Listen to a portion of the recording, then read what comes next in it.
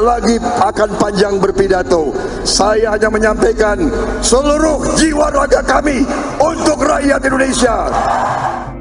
Baru kali ini saya mengalami peristiwa aneh yang luar biasa dan dapat dikatakan jauh dari batas penalaran yang wajar. Mahkamah berubah pendirian dan sikapnya hanya dalam sekelebat. Seluruhnya sepakat mengusung Prabowo Subianto sebagai calon presiden Koalisi Indonesia Maju untuk 2024-2029 dan Saudara Gibran Rakabuming Raka sebagai calon wakil presiden dari koalisi. Kalian siapa yang membuat manuver keluar? Karena apa? Tidak ada di dalam PDI Perjuangan itu yang namanya main dua kaki, main tiga kaki.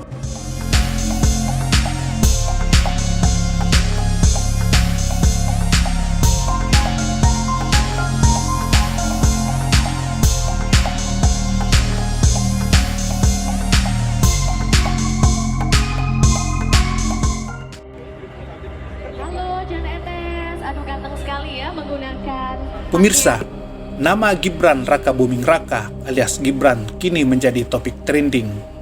Putra sulung Presiden Jokowi ini menjadi buah bibir usai menerima pinangan Koalisi Indonesia Maju untuk menjadi pendamping Prabowo Subianto sebagai calon wakil presiden. Sebuah keputusan yang dinilai mengesampingkan etika politik.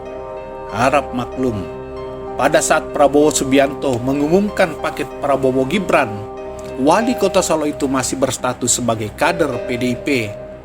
Seluruhnya sepakat mengusung Prabowo Subianto sebagai calon presiden Koalisi Indonesia Maju untuk 2024-2029 dan Saudara Gibran Rakabuming Raka sebagai calon wakil presiden dari koalisi.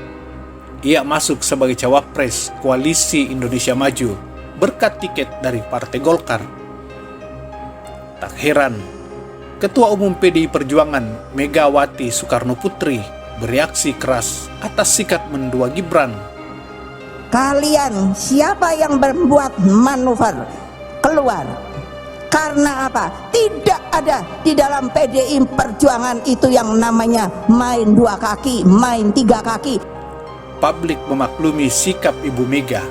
Pasalnya, partai berlambang banteng itulah yang mengorbitkan Gibran ke panggung politik hingga terpilih menjadi wali kota Solo, Jawa Tengah 3 tahun silam.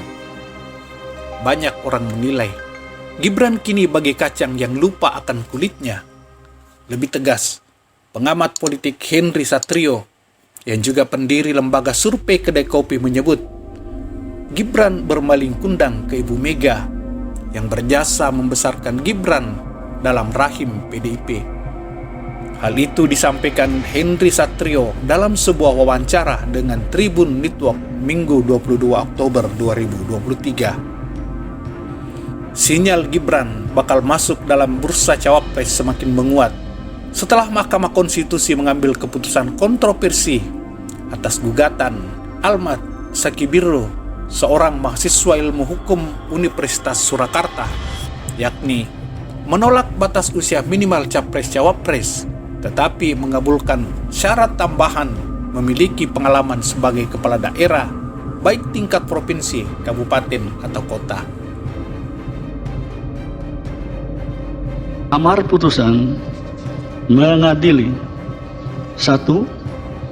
Mengabulkan permohonan pemohon untuk sebagian, sehingga pasal 169 huruf Q Undang-Undang Nomor 7 Tahun 2017 tentang pemilihan umum selengkapnya berbunyi: berusia paling rendah 40 tahun atau pernah sedang menduduki jabatan yang dipilih melalui pemilihan umum termasuk pemilihan kepala daerah. Publik menilai keputusan tersebut merupakan skenario untuk meluluskan Gibran menjadi cawapres. Penilaian itu didasarkan pada timing ketok palu yang dilakukan MK jelang tahapan pendaftaran Capres dan Cawapres. Selain itu, di antara figur-figur yang disebut sebagai calon wakil presiden 2024, hanya Gibran yang berusia di bawah 40 tahun dan memiliki pengalaman sebagai kepala daerah, dalam hal ini wali kota Solo. Tudingan miring pun lantas dialamatkan ke MK sebagai mahkamah keluarga. Plesetan itu dikaitkan dengan ikatan keluarga antara Gibran dan Ketua MK Anwar Usman sebagai ponakan dan paman. Diketahui, Anwar Usman merupakan ipar dari Presiden Joko Widodo. Tak hanya orang luar, salah seorang hakim konstitusi, Saldi Isra, juga mengaku heran dengan keputusan tersebut yang ia nilai tidak wajar.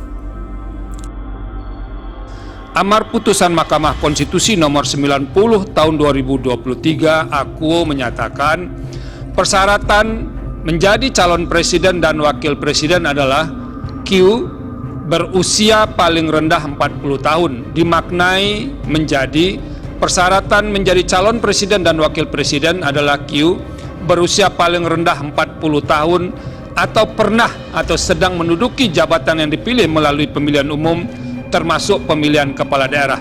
Saya bingung dan benar-benar bingung untuk menentukan harus dari mana memulai pendapat berbeda ini. Baru kali ini saya mengalami peristiwa aneh yang luar biasa dan dapat dikatakan jauh dari batas penalaran yang wajar. Mahkamah berubah pendirian dan sikapnya hanya dalam sekelebat. Berbagai elemen berharap Gibran tetap pada pendiriannya sebagai kader PDIP yang tak akan kemana-mana alias tidak akan mencalonkan diri sebagai cawapres.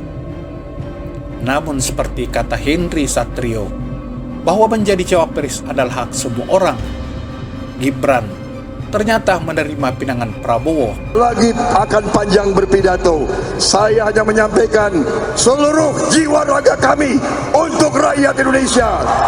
Di satu sisi, putusan politik Gibran menjadi cawapres koalisi Indonesia Maju dinilai membuka jalan bagi anak muda di negeri ini untuk memimpin Indonesia. Namun di sisi lain, Gibran yang kini baru berusia 36 tahun dinilai masih terlalu muda untuk mengurus bangsa. Skenario terbaik bagi Gibran dalam panggung politik adalah mengikuti jejak sang ayah dari wali kota Solo ke gubernur DKI Jakarta, lalu bertarung di kancah capres atau cawapres. Skenario tersebut juga ada di kepala Prabowo saat menerima kunjungan Gibran di Hambalang beberapa waktu lalu, dan hal itu diakui sendiri oleh Gibran meski ia tak menyebut nama provinsinya. Kemarin dapat wejangannya terkait karir politik nanti Mas Gibran setelah jadi wali kota. Ya pasti dong. Pak Prabowo menyarankan di mana, Mas? Pak Prabowo menyarankan di mana? Ya di salah satu provinsi. Jawa Tengah? Salah satu provinsi. Skenario menjadi calon gubernur memberikan keuntungan bagi Gibran dan bagi bangsa ini.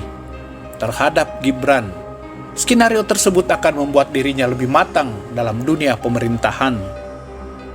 Menganalogikan Gibran menjadi gubernur DKI Jakarta periode 2024-2029, maka Gibran sudah bergelut dalam dunia pemerintahan selama 10 tahun. Sedangkan dari segi usia, pada Pilpres 2029 mendatang, umur Gibran sudah cukup matang, yakni 42 tahun. Adapun keuntungan bagi bangsa ini, tudingan kepada MK perihal keputusan tentang syarat tambahan yang dinilai menguntungkan keluarga Jokowi pada akhirnya tidak terbukti. Hal itu akan mengembalikan kepercayaan rakyat terhadap Mahkamah Konstitusi.